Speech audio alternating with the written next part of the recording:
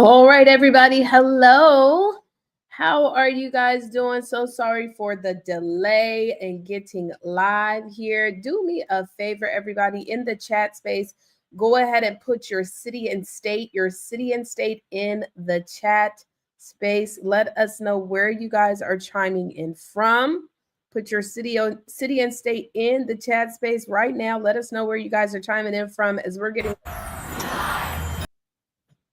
getting ready to get started. Go ahead and put your city and state in the chat space. Let's see where you guys are chiming in from. Good evening, good evening, good evening. Hello, hello, hello. Welcome.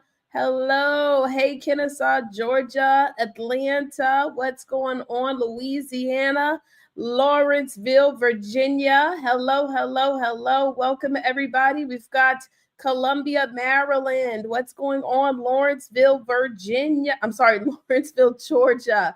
Hello, everybody. Well, listen, let's go ahead and get this party started. You guys are here for the day six of New Year, New You, the virtual conference.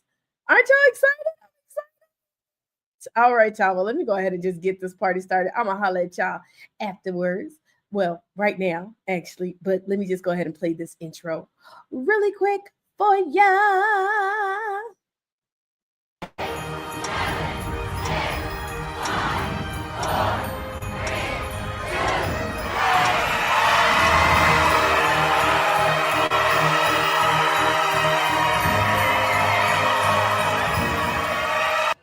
Hey everybody, to Ria Vision Avant, and I hope you guys are truly plugging in to New Year, New You. Listen, every single day, every day, you get an opportunity, as long as you join us live, to get your name entered to win. And we're going to be doing weekly giveaways. Trust me, you don't want to miss it, okay? Well, let's go ahead.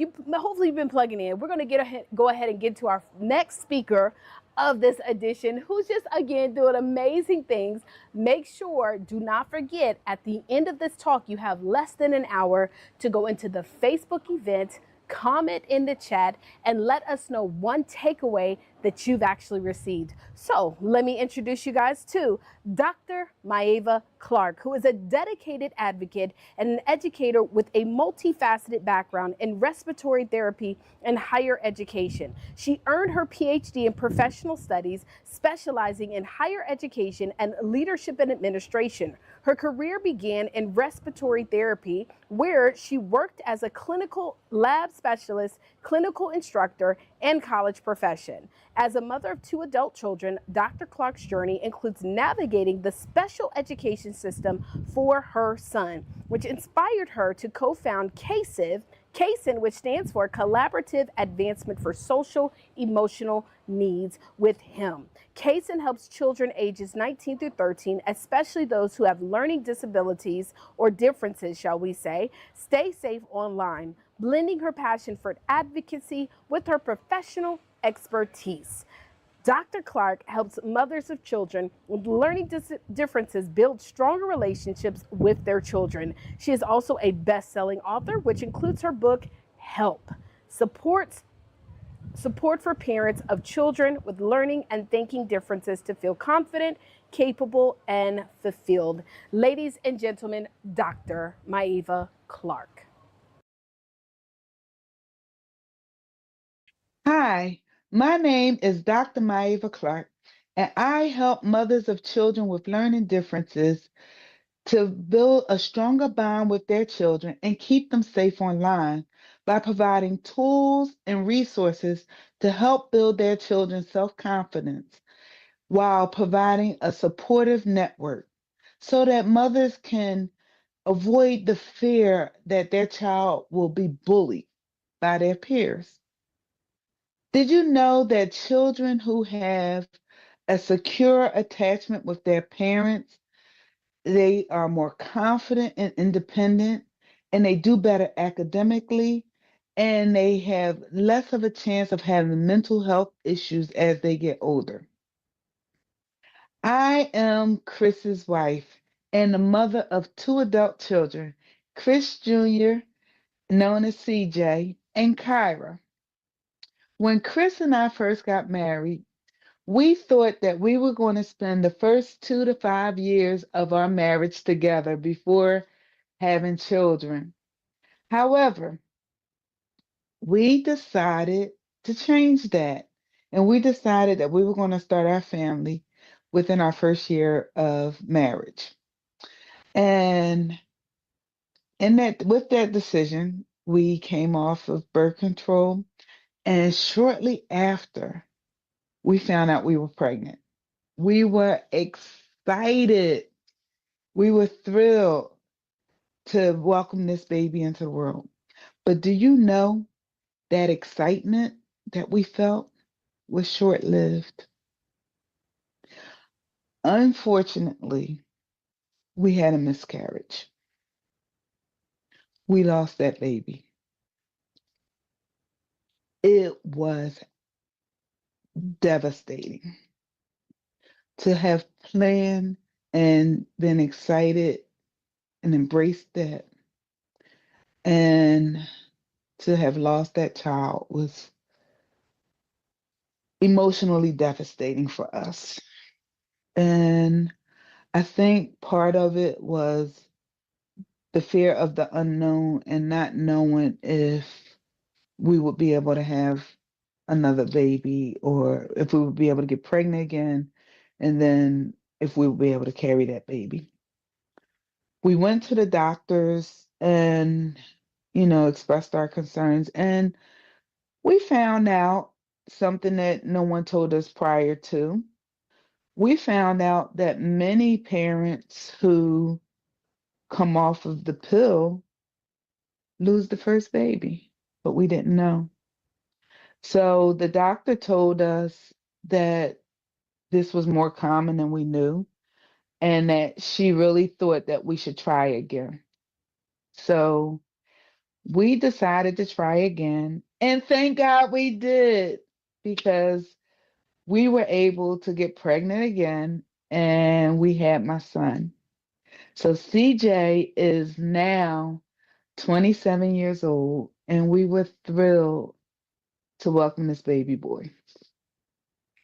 As CJ was growing, as a toddler, we noticed he was a little slower catching on with certain things than he had two cousins. One was 6 weeks older than him, and one was 3 months older than him. And we noticed that Chris was just a little slower, and people kept saying, "Oh, everybody moves at their own speed. It's okay. He's fine. Don't worry." But as time progressed, Chris and I kept saying, "Is everything at his own pace?"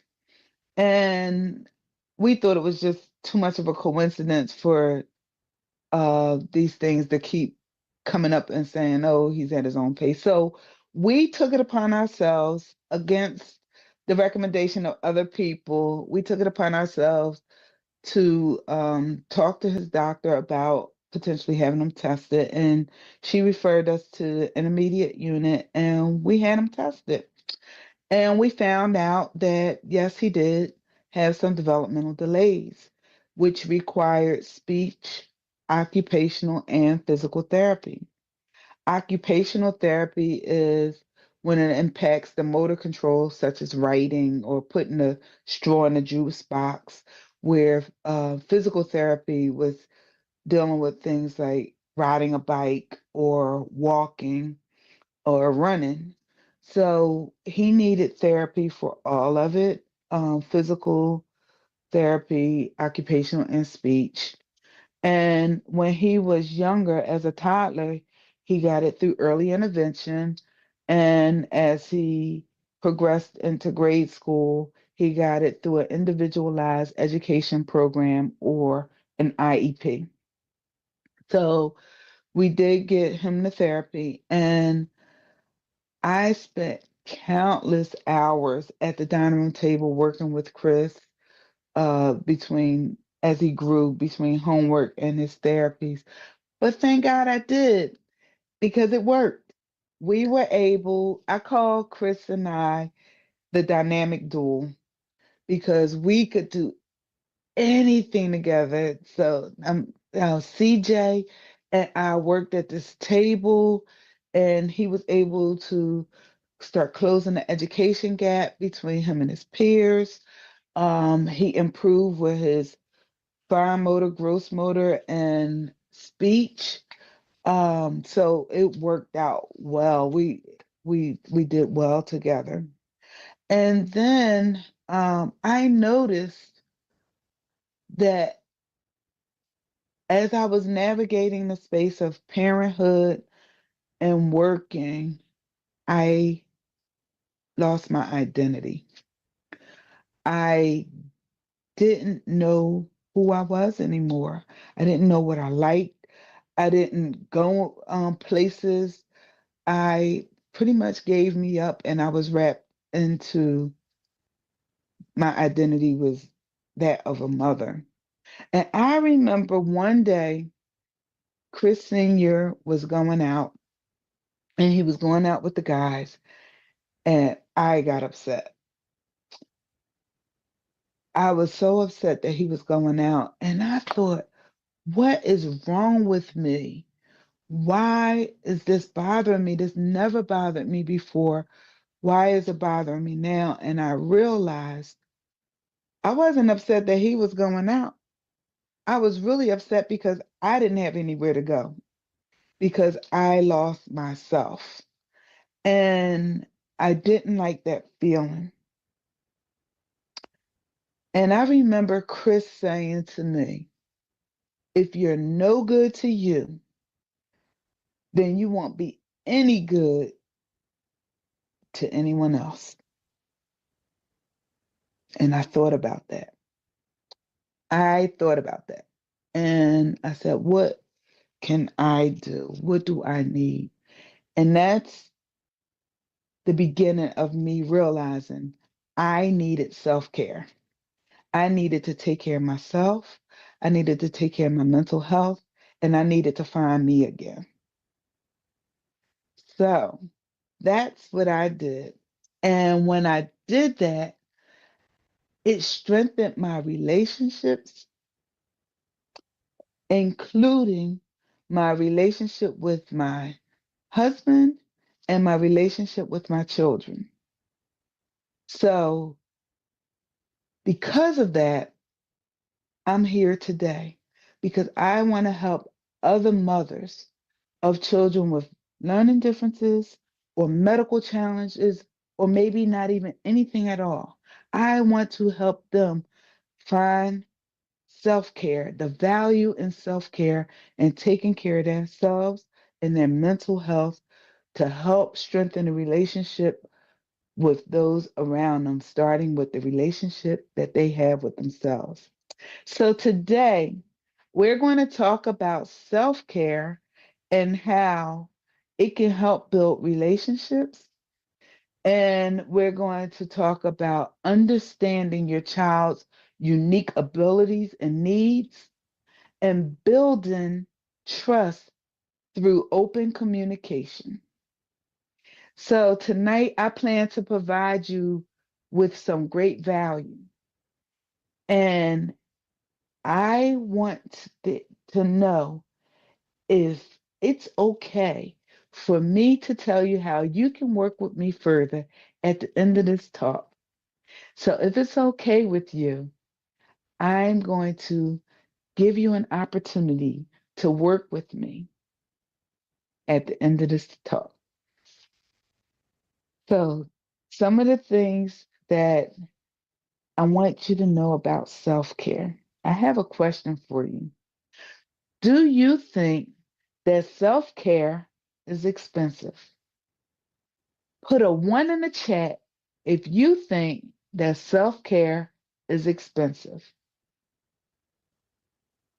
Do you think that self care requires you to go to a spa? Do you think that self care, in order to provide self care, it requires you to give up a lot of time, time that you don't have?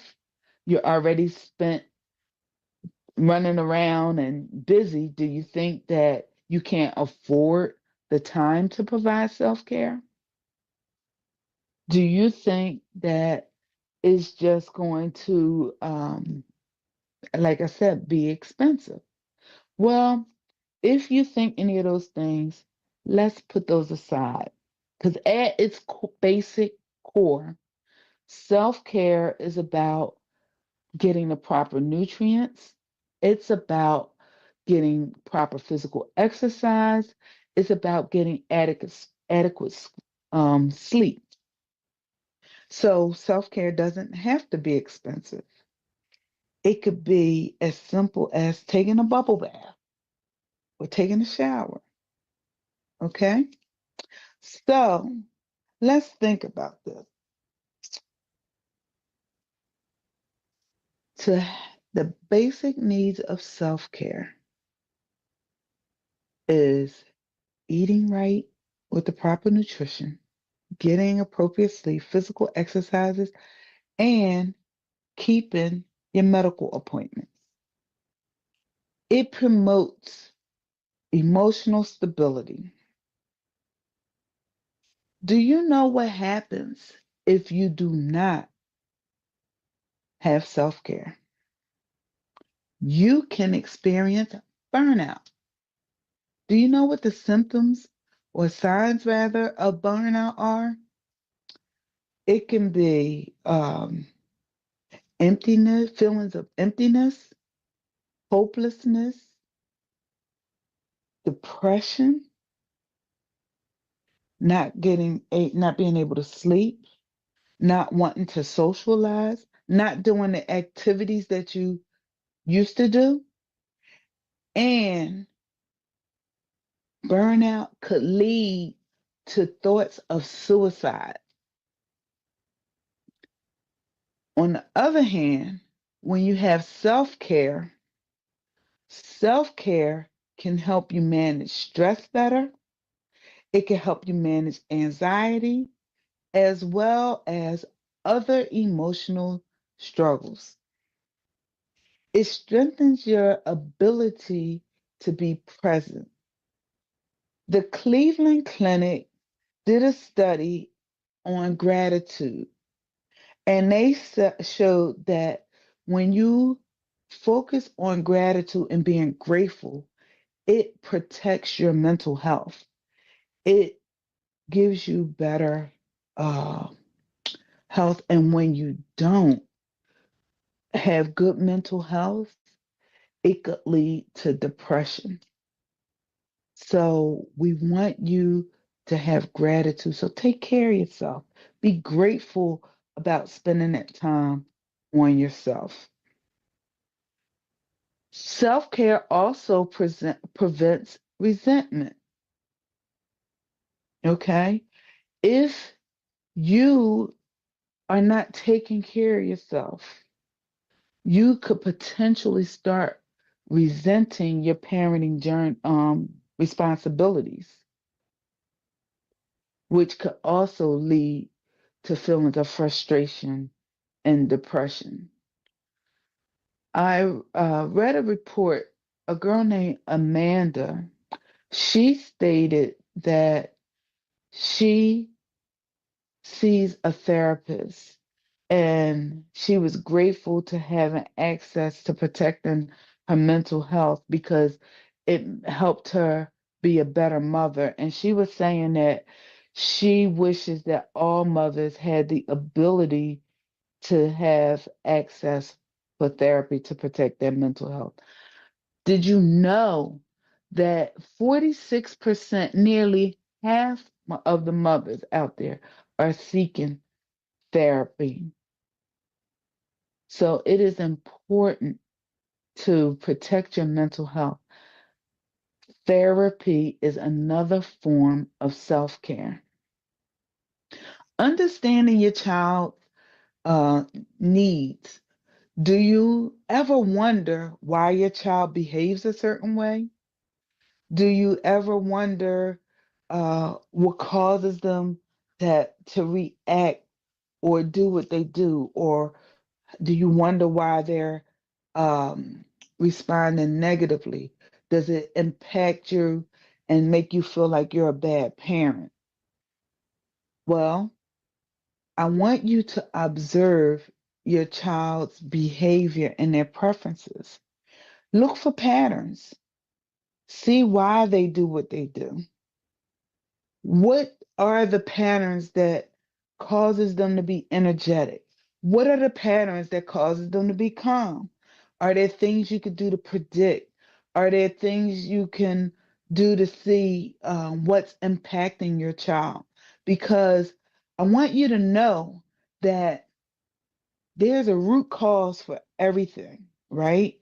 So if they are behaving negatively, what is causing it? Maybe they're covering up for another behavior or for their feelings. So it's our job as mothers, as parents, to uncover what could be going on with the child. Why are they acting the way that they're acting? If we uncover what it is, we can help meet their needs and help them to feel better about what it is that they're going through. Does your child have specific challenges? Put me in the chat if you are a mother with a child that was diagnosed with a learning disability, a developmental delay, medical challenge. Put me so you can see you're not alone. Other people are going through this too.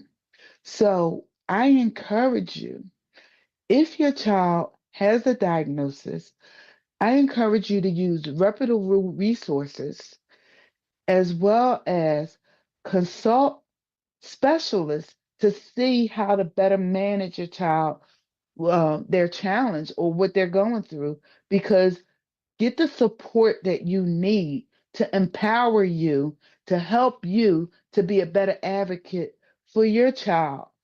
And that will help you as well with your mental health, knowing that you're doing all that you can do and that you have the proper tools to assist them. Adapt your learning style, your parenting style, rather. Um, know your children. Do you have a child that likes routine? If your child likes routine, then you want to provide more of a structured parenting style. If you have a child that's more creative, that's more free, that likes to explore, then you want to provide a more flexible parenting style. And just note that as your child grows, that you may need to change your or adapt your style.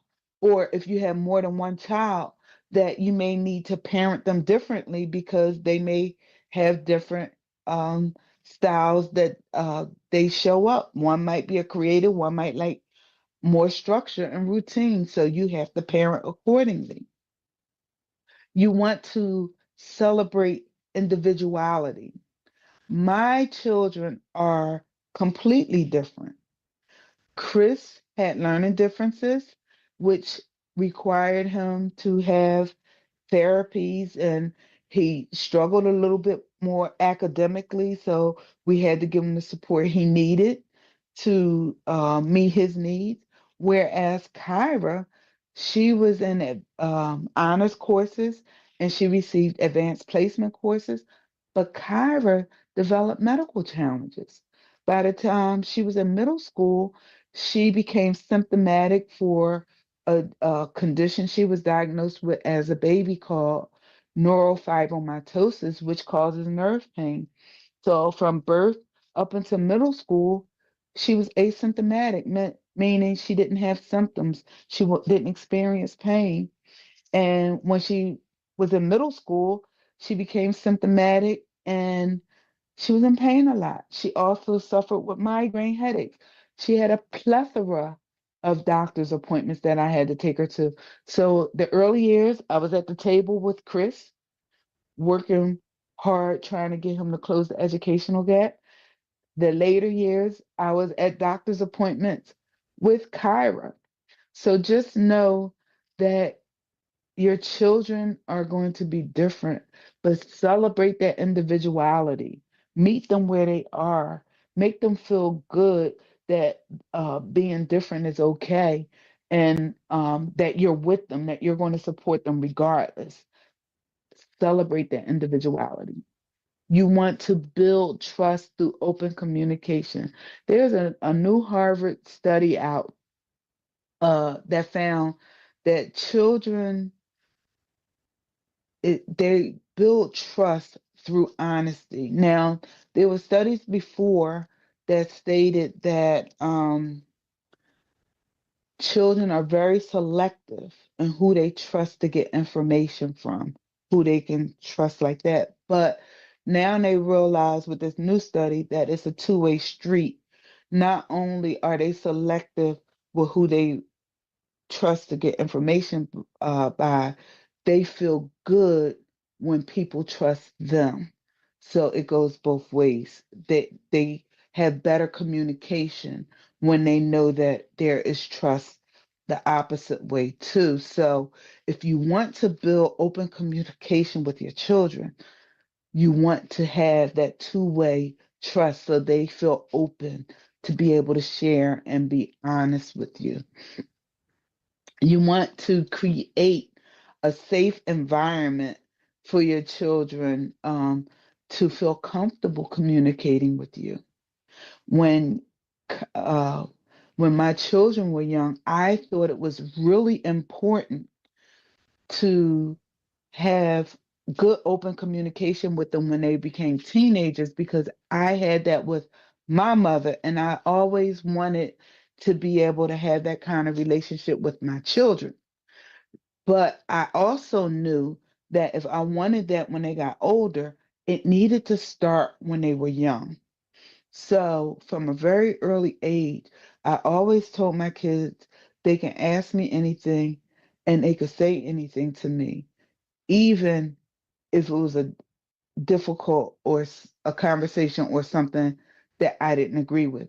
I always allowed them to express themselves, but I told them they could say anything they needed to say as long as they came with respect.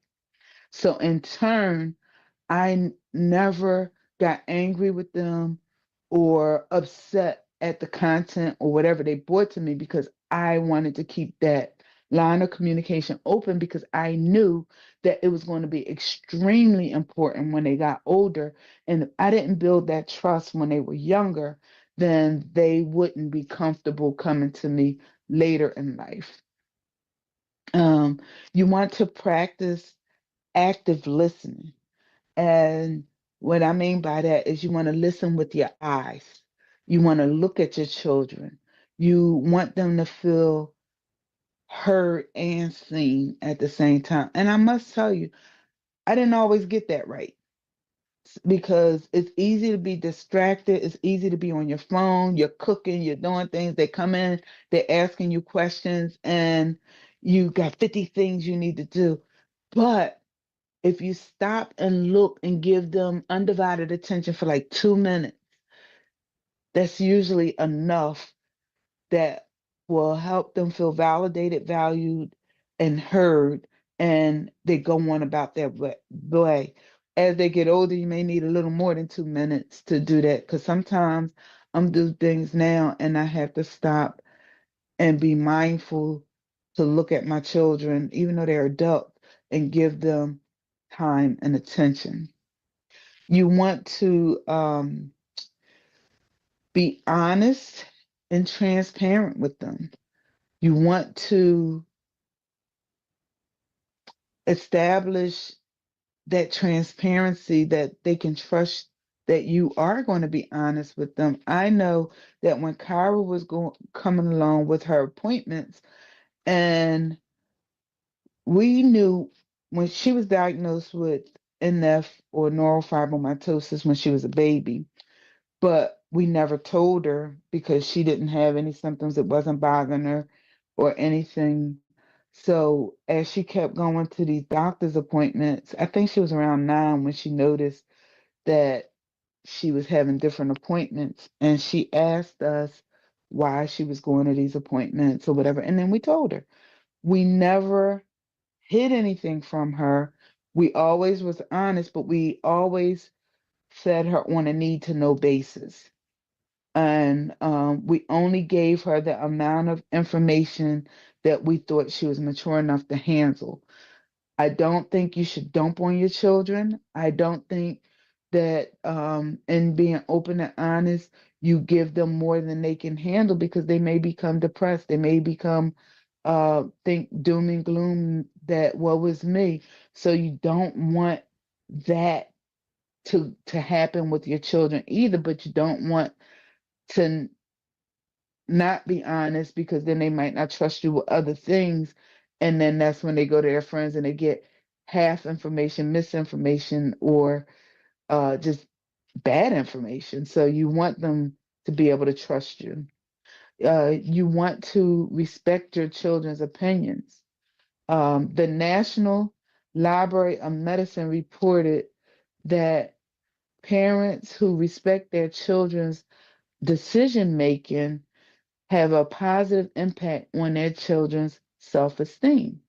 So when they feel like you are listening to them and that you respect how they are handling or managing things when they're young adolescents, they feel better about themselves. So be mindful, build that where if you have that open communication with them, hopefully you would have instilled good decision making with them and then trust them with it. Trust them with it when you can. Um, so, as promised, I asked you if I provided value to you, would you allow me to give you an offer? If you found value in anything that I shared with you today, would you put a one in the chat letting me know that you found value in something I said, whether you could relate to a story, whether you thought it was helpful, anything? If you found value, put a one in the chat. I am offering you the Advocacy Circle, a support group for mothers of extraordinary kids. This is $97 for 4 sessions. What would you get with that? You get an ebook on the 7 steps to build a stronger bond with your children. You get a checklist for self care ideas, and you get CASEN, Collaborative Advancement for Social Emotional Need. You get the apps and tools, which is a detailed resource on how to keep your children safe online. What makes us different than other support groups? Why is this different? Well, you get tips for school on how to navigate the IEP process. You get access to information and strategies to build a stronger relationship with your children.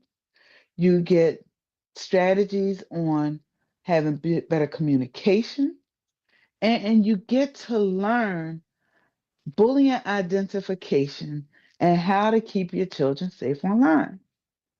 So for $97, you get these 4 sessions for the advocacy circle. And you want to know some of the questions that I have gotten for this would be, what's included for the $97? Well, you get emotional support from a supportive community of mothers. You have mothers that have been there already that can pull you through and with ideas and strategies that they may have used themselves. You have educational resources where we help you with information and how to we may help you with research and information of things that you're going through. You have advocacy assistance, again, that we support you with tools and maybe questions to take back to your doctor or to your school on how to navigate certain things. And you have social networking. You have opportunities for other online groups. You have ideas for things that might be happening in your neighborhood, your community. So it's just a really good social networking. Um, what's next after the 4 sessions? You have the opportunity to work with the advocacy circle, the support group for mothers of extraordinary kids on a month to month basis. And are there other opportunities for networking with parents? Yes, you get access to CASEN, Collaborative Advancement for Social and Emotional Needs Parent Group. How to enroll? You want to go to advocacycircle.drmyavaclark.com. That is ADVOCACYCIRCLE dot MYAVACLARK.com. You want to go there and register. So, because I am launching this new project, the first 10 people who text 267 625 1733. Again, that's 267 625 1733. The first 10 people who text that number with their name, email address, and the words "I'm in" will receive a $25 scholarship for the Advocacy Circle. Again, text your name, email address, and "I'm in" to 267 625 1733, and you will receive a $25 scholarship for the Advocacy Circle.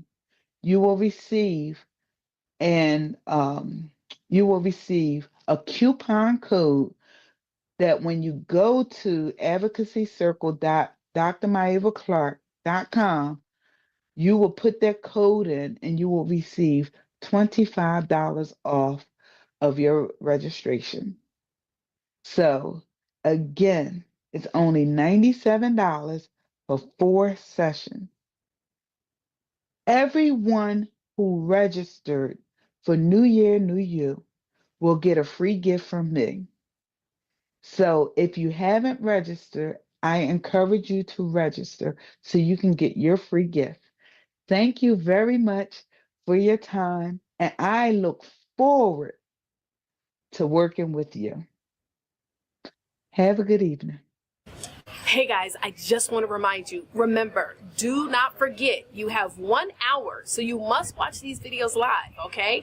Every day at 8 p.m. Eastern Standard, 7 Central, and that's 5 Pacific. You have 1 hour from that event to comment in the Facebook event chat. So as long as you comment one good takeaway, listen, give us some details, okay? Also, remember, you can also get points by inviting other people by utilizing the bonus points link, okay? The bonus points link. So there's so many different ways to win. We're going to be giving away stuff every single week. And you do not want to miss out on it. All right, you guys. So that's all I got. Listen, I'm here in Ghana right now. So I'm about to get back to the festivities. I pray that your day is full of peace, prosperity, happiness, and everything in between. Deuces. Bye, y'all.